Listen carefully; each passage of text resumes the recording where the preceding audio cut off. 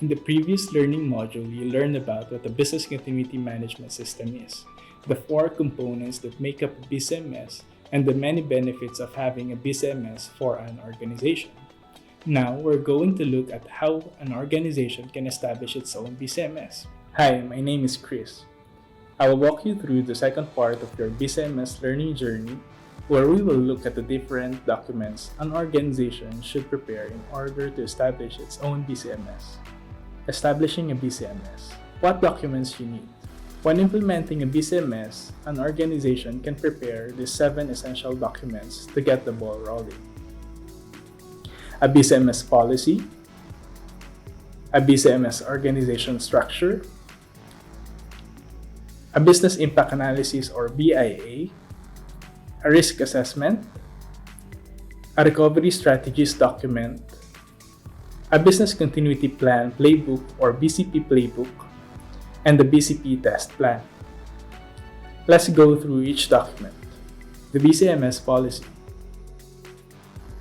The BCMS policy is a formal document that institutionalizes the organization's BCMS effort. It's just a 2-page document, but it is important because it contains the organization's objectives for establishing a BCMS and the signatures of the key leaders who support the initiative. Think of it as a binding agreement among the leaders that they take responsibility for the continued operation and survival of the organization during a crisis. The BCMS organizational structure. The next document is the Business Continuity Management organizational structure. This document is used to identify the people within the organization who will be responsible for overseeing the BCMS. Think of it as a cast of characters who will be making the decisions and executing actions as a response to a crisis. Now, here's an important note on the BCMS organizational structure. It doesn't just involve the top leaders within an organization. The BCMS org structure is established at all levels of an organization because, as we mentioned in the previous learning module, a BCMS involves the entire organization, top to bottom. Which is why the BCM org structure is divided into 3 levels covering the strategic, tactical, and operational aspects of business continuity management implementation. This structure is usually laid out in a document called BCMS Manual. Let's take a closer look at those 3 levels. The 3 levels of the BCM organizational structure. Think of the BCM org structure as a pyramid. At the top of the pyramid, the highest level, is the crisis management team. This group is responsible for the strategic level of the implementation. It is usually made up of the C-suite executives such as the CEO, the Chief Finance Officer, and the Chief Information Officer. This team provides top management direction and support in the event of a crisis or emergency, and it also determines the strategic direction an organization will take when a crisis hits. The middle part of the pyramid, the second level, is the Business Continuity Management Team, or BCM team. This group takes care of the tactical level of the implementation. It is responsible for developing tools and templates to facilitate crisis response. It also helps implement the strategic direction that is set by the crisis management team. At the bottom of the pyramid, the base level, you will find the function heads and the business continuity coordinators, who are in charge of the operational level of the implementation. These individuals are responsible for implementing and maintaining business continuity plans at department levels, such as in accounting or administration. Business impact analysis. The next document an organization should prepare is the Business Impact Analysis or BIA. Think of the BIA as a tool that will help an organization determine which of its business processes are most critical and then assess the impact of a disruption to these processes over a period of time. Let's break that down. Here you will see an example of a BIA. One of the headings there says, Business Process 1. Let's say that the particular business process this BIA is referring to is payroll.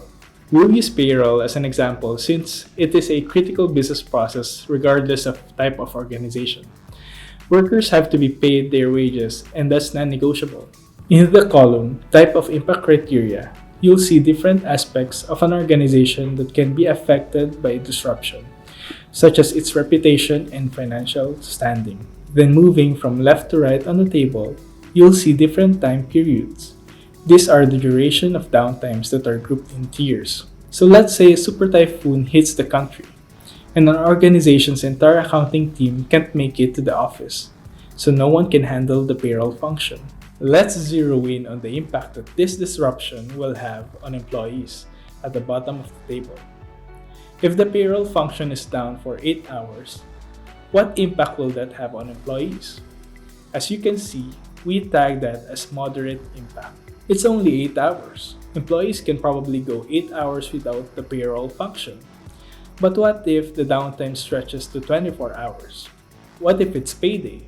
If you look at the table, we've still tagged that as moderate impact. Employees will probably understand if payroll is a bit delayed since there is a super typhoon. But what if 2 days later, the organization still hasn't been able to release payroll? Looking back at the table, we've now tagged that as a major impact. It's highly likely many of the organization's employees are already worried, panicked, maybe even angry that they still haven't gotten their pay, especially during a time of emergency. That impact further escalates to catastrophic level the longer payroll remains down. And look at the corresponding impact on the organization's reputation at the top of the table. When doing the BIA, an organization should also identify critical resources that will support the critical business processes. Looking back at our BIA template, you'll see these items: building, equipment, technology, human resource, and third parties.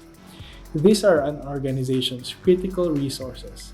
You'll have an easier time remembering them through this acronym BETH3. Building, equipment, technology, and human resource are pretty self-explanatory. By third parties, we mean an organization's vendor or suppliers, and its partners such as franchise holders. Again, let's go back to our super typhoon example, which paralyzed payroll. Which of these resources do you think will that organization need to get payroll back up and running? If the organization hasn't prepared its workforce to work remotely, then it will likely need its building to get payroll back up. The human resource, that is, the people in accounting in charge of payroll, will need to be able to access the building, to access their equipment such as their computers, and they will need technology assets as well to disperse payroll. These are the kinds of scenarios and details the organization will have to consider when doing its business impact analysis. Risk assessment. After the BIA, which helps an organization identify critical business processes, we now move to risk assessment, which looks at an organization's critical assets. Remember the BETH3 concept: building, equipment, technology, human resource, and third parties?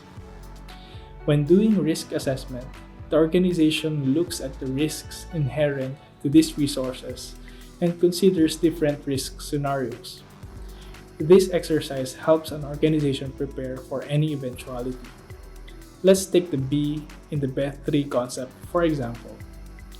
Say an organization is located in a very old building, one that was built way before technological advances were made in architecture and construction that helps structures withstand earthquakes. Now let's say a magnitude 6 earthquake hits the area where the organization's building is located. It doesn't destroy the building, but it does enough damage so that the building becomes unsafe for people to enter.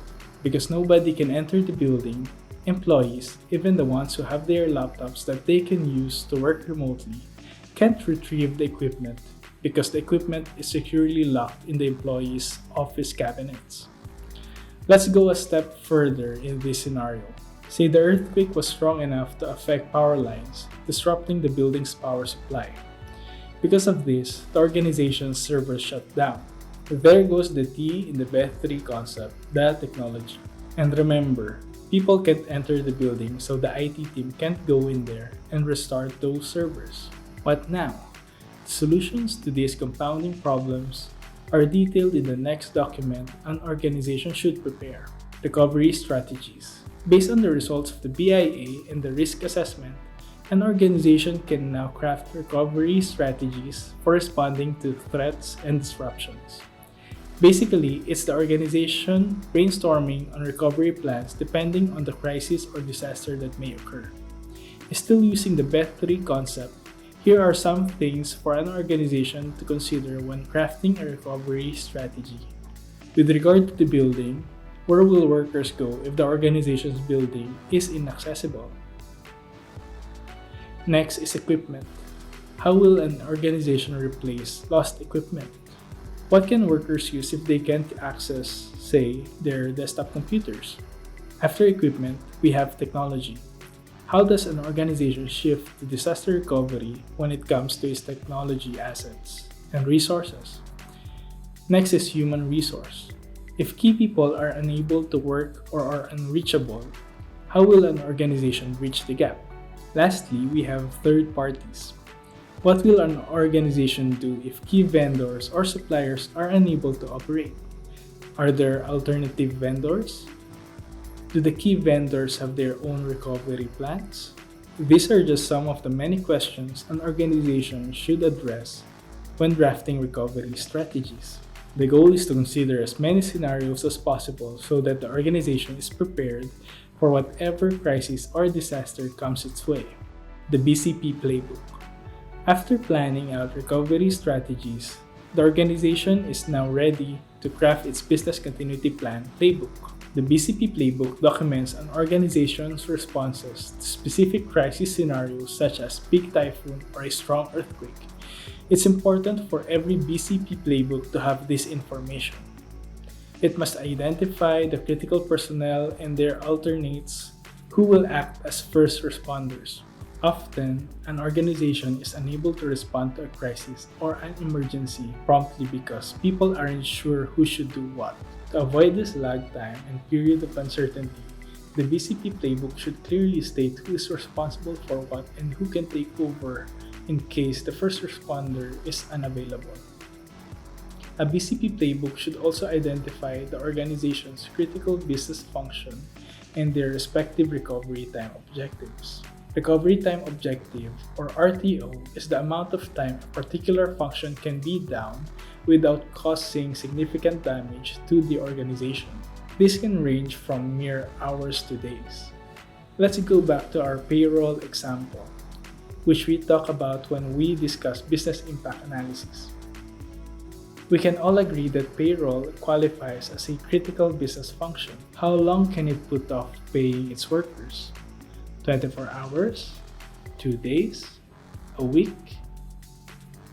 This is something the crisis management team, along with other members of the BCM org structure, need to consider carefully, especially since workers are key assets of an organization. These are the tasks that personnel have to complete in order to get the organization back on the path to recovery from a crisis or emergency. If an organization is a big one, with several departments or business units, then its BCP Playbook should contain recovery procedures specific to each department. That organization's accounting department, for example, would have completely different recovery procedures from its IT department. What's important is that the critical functions are identified and the recovery procedures are clearly documented, so that when a crisis or emergency hits, the organization doesn't collapse in a panic. Instead, it can pull out its BCP Playbook and refer to the plans and procedures detailed there to get the organization back on track and protect all the key assets.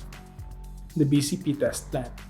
The last document an organization should prepare when establishing its BCMS is not really a document, but more of an exercise. This is a critical component of a BCMS because it helps an organization assess the effectivity of its business continuity management system. I mean, how solid is a plan if you haven't put it to the test and seen evidence that it could pass muster? And with that, I end this learning journey.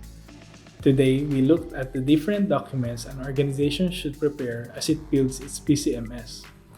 We also look at the importance of considering all the possible crisis scenarios when preparing recovery strategies. For the last learning module, we'll take a closer look at the BCP test plan and how it completes the organization's process of maintaining a mentality of readiness in this highly disrupted and disruptive world.